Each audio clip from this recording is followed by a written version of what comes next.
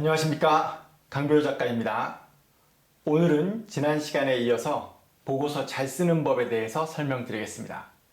특히 오늘은 질의답변서, 타사질의서 잘 쓰는 법에 대해서 설명드리겠습니다. 보통 턴키가 시작되고 나면 굉장히 시간이 쫓기는 일정이 계속됩니다. 지난번에 말씀드린 것처럼 보고서를 잘 쓰는 데 있어서 가장 중요한 실력이 뭐다? 바로 속도입니다. 얼마만큼 빨리 보고서를 쓰느냐가 굉장히 중요한 실력의 기준점이 된다는 점 다시 한번 말씀드립니다. 왜 그러냐 하면 턴키 일정이 시작되면 도서를 제출하고 나서 타사안 받아서 비교 분석하고 질의답변서 작성하는 과정의 시간이 굉장히 짧습니다.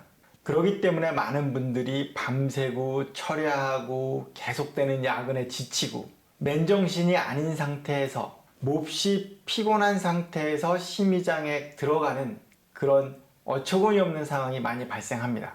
그러나 여러분이 기본적인 툴만 알고 있다면 턴키, 질의답변서 준비를 하시면서 야근 철야를 하실 필요가 전혀 없습니다. 제가 오늘 장담 드리겠습니다. 제가 시키는 요령만 알고 계시면 누구나 다 아주 쉽게 보고서를 쓸 수 있고 질의답변서를 작성할 수 있습니다. 먼저 질의답변서를 작성하는 데 있어서 가장 중요한 점이 뭡니까? 가장 먼저 고려해야 될 점이 뭡니까? 바로 전략입니다. 여러분들이 어떤 전략을 갖고 있느냐에 따라서 질의답변서의 퀄리티가 결정되는 거예요. 그리고 실제로 대부분의 질의답변서의 내용은 제출된 도서, 즉 보고서의 내용에 기반하도록 되어 있습니다. 그러니까 애초에 제출된 보고서가 품질이 떨어지면 질의답변서를 잘 작성하실 수가 없는 거예요. 그러니까 많은 팀에서 질의답변서를 작성하려고 보니까 우리 보고서에 내용이 없거나 내용이 불친절하게 들어갔거나 무슨 내용인지 알 수 없거나 이런 상황에 처하게 되면서 문제가 발생하게 되는 거죠. 야근 철야를 하는 이유의 30% 정도는 여기서 기인합니다. 애초에 엉터리 보고서를 썼기 때문에 질의답변서를 잘 작성할 수가 없는 거죠. 그러니까 제출하는 도서의 퀄리티가 높아야 된다는 말입니다. 그러다 보니까 일단 제출된 도서의 내용을 변형하거나 바꾸거나 삽도를 고치거나 이런 식으로 해서 제출하게 됩니다. 그런데 대부분의 발주처는 이런 상황을 대비해서 제출 도서의 페이지를 기입하도록 되어져 있습니다. 그러니까 질의답변서를 제출했는데 제출된 보고서에는 그 내용이 없으니까 발주처에서 계속 전화 와가지고 질의답변서 수정하라고 다시 출력해서 제출하라고 압력을 가합니다. 그게 심의 당일 전날이거나 전전날이거나 가장 중요한 시점에 이런 일이 발생한다는 거예요. 실제로 지는 팀은 질의서 내용 바꾸느라고 정신을 못 차리는 경우가 허다합니다. 그래서 여러분이 얼마만큼 전략적으로 운영하는가 그리고 규정을 잘 지키느냐가 중요한 포인트입니다. 어차피 걸려서 바꿀 건데 보고서 페이지 삽입하라고 했는데 안 하고 그래서 또다시 작성하는 어리석은 팀을 많이 봤습니다. 규정을 지켜야 이길 수 있습니다. 자, 기본적인 사항, 질의답변서를 왜 제출하는가? 타사질의서를 왜 제출하는가? 질의답변서와 타사질의서는 심의 당일날 딱 하루 쓰고 그 이후로 두 번 다시 안 쓰는 소모품입니다.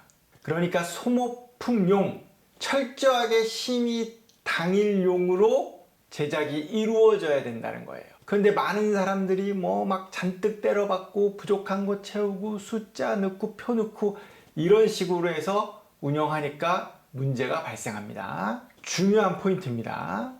질의답변서는 심의 당일날 사용하는 소모품이다.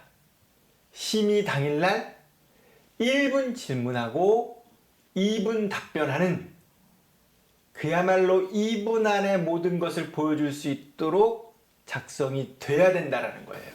그러니까 많은 내용을 담을 수가 없죠. 물리적으로. 그냥 퍼포먼스 끝나고 참고 도서로 보실 수도 있지 않습니까? 그러니까 내용을 많이 담아서 제대로 자료를 넣어야 됩니다. 이렇게 말씀하시는 분들이 있는데 진짜 어리석은 거예요. 그런 적은 지금까지 없었고 앞으로도 없습니다. 퍼포먼스용으로 만들어져야 되는 것은 철저하게 퍼포먼스용으로 만들어져야 된다는 거예요. 그러니까 이 점을 꼭 명심하셔야 됩니다. 다음, 보고서를 쓰는데 가장 중요한 삼위일체에 대해서 전에 책 설명드리면서 다 설명드렸습니다. 삼위일체, 세 가지가 하나를 이루어야 된다 설명했죠. 제목, 삽도, 설명글, 이 세 가지가 각각 독자적인 정보를 가지고 하나의 지향점을 가리키고 있어야 한다. 기억나시죠? 이게 안 돼 있으면 엉망진창 보고서라고 설명드렸습니다. 역시 질의답변서 쓸 때도 이게 안 되어 있으면 바꾸거나 고치거나 수정하거나 규정과 룰을 어겨서 작업할 수밖에 없는 거예요. 그러면 또 발주처에서 전화 와서 삽도 고쳤지, 뭐 바꿨지, 새로 제출해. 이런 식으로 된다는 거예요. 이게 얼마만큼 발주처를 짜증나게 하냐 하면 발주처의 담당 공무원이 있습니다. 담당 공무원이 그 발주처에서 가장 이 프로젝트를 잘하는 사람이에요. 각 사의 특징도 잘 알고 있습니다. 근데 이 사람이 심의 전날 계속 전화를 하면서 어디 페이지 바꿔라, 뭐 바꿔 껴라 이런 식으로 계속 전화가 온다라는 것은 이미 패배를 대충 알 수 있다라는 뜻이 됩니다. 왜? 담당자가 봤을 때 니네가 제일 실력이 부족해. 아무래도 니네가 안 돼야 될 것 같아. 그러니까 니네는 규정을 어겼기 때문에 괴롭히겠다. 이런 뜻이에요. 여태까지 수많은 프로젝트를 하면서 전날 질의답변서 제출된 거 내용 수정해라. 이렇게 계속 전화 오는 팀이 이겼던 적이 거의 없습니다. 그러니까 처음부터 질 높은 보고서를 제출하고 거기에 맞는 질의답변서를 규정에 맞게 제출하고 이 두 가지가 기본적으로 돼야 돼요. 그러기 위해서는 삼위일체가 필수입니다. 질의답변서는 퍼포먼스형이라고 말씀드렸죠. 그러니까 2분 안에 모든 설명이 들어갈 수 있는 내용으로 이루어져야 된다.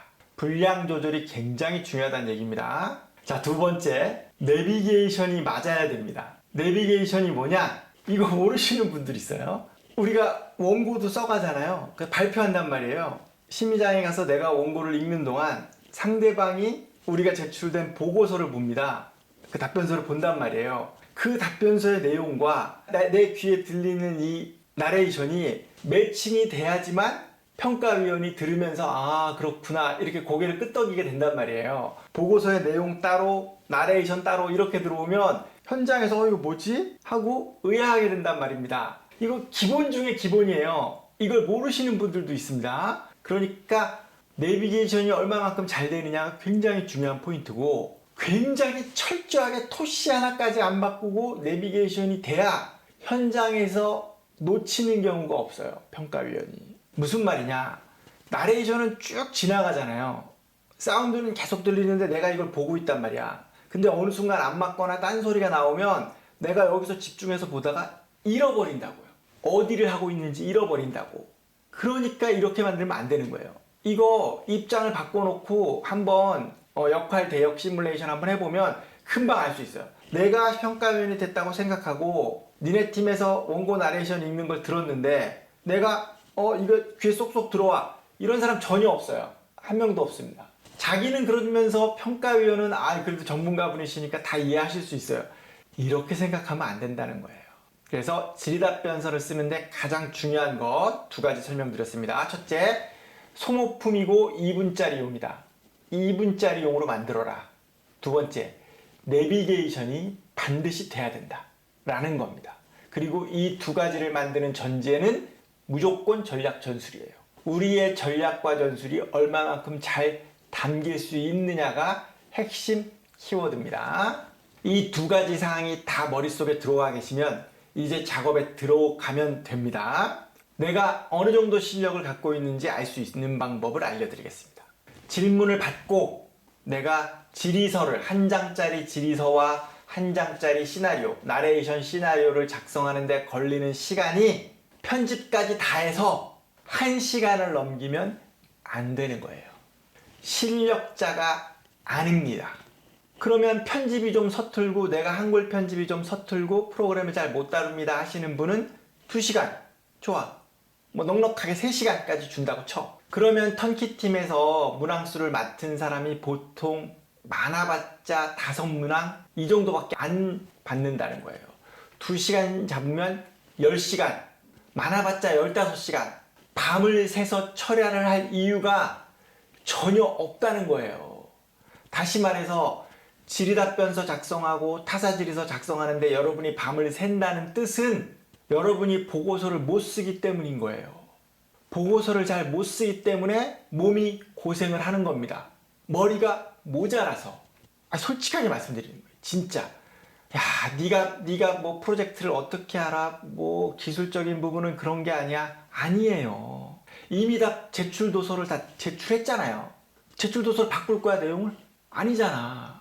그러니까 기존에 제출된 도서를 그때그때 전략적으로 짜집기해서 한 장에 채우는 건데 그거를 못 해가지고 2, 3일 밤새우고 철야하고 눈 뻘개가지고 힘들다고 막 징징대고 그렇게 되는 거라니까. 머리가 모자라서 몸이 고생을 하고 있는 거예요. 그러니까 뭐 턴키 너무 힘들다, 발주처의 일정이 너무 촉박하다, 어떻게 하루 만에 보고서를 제출하냐, 질의답변서를 제출하냐 이런 얘기 하실 게 아니에요. 남들은 다 그렇게 할 수 있다니까. 실력이 모자라서 그래. 그리고 이제 1시간 안에 질의답변서와 나레이션 시나리오를 쓸 수 있는 방법을 지금부터 알려드리겠습니다. 이거는 기술이 아니에요. 이거는 그냥 팁입니다. 팁. 요령이라고요. 요령. 요령이라는 게 뭡니까? 그냥 손바닥에 왕자 새겨져 있다. 이렇게 해서 딱 뒤집어 있다가 손바닥 밑에 왕자 있대. 그럼 손바닥 딱 뒤집으면 되는 거 아닙니까? 이게 요령이에요. 너무나도 쉬운 거예요. 그냥 한 가지 사실을 모르는 거죠. 손바닥에 왕자 쓰여 있다. 이 요령만 알고 있으면 되는데 손바닥에 왕자가 쓰여 있는지 모르니까 얼굴 보고 막 사지 전신을 막 훑어보게 되는 거란 말입니다. 그 대신 손바닥에 왕자 있어. 들어봐. 이렇게 하는 사람은 금방 되죠. 이게 요령이야. 이게 요령. 알았죠? 지금부터 하는 대로, 시키는 대로만 하면 모든 문제가 해결된다. 1시간 안에 한 문제씩 풀 수 있다. 당신이 5문제를 맡았으면 지금부터 시작해서 5시간 뒤에 퇴근하는 거예요. 누워서 떡 먹기지. 어차피 2분짜리 나레이션 원고, 2분짜리 질의답변서는 옮치고 뛸래야 뛸 데가 없어요. 지금부터 그냥 제가 시키는 대로 하시면 모든 문제와 모든 고통이 다 해결됩니다.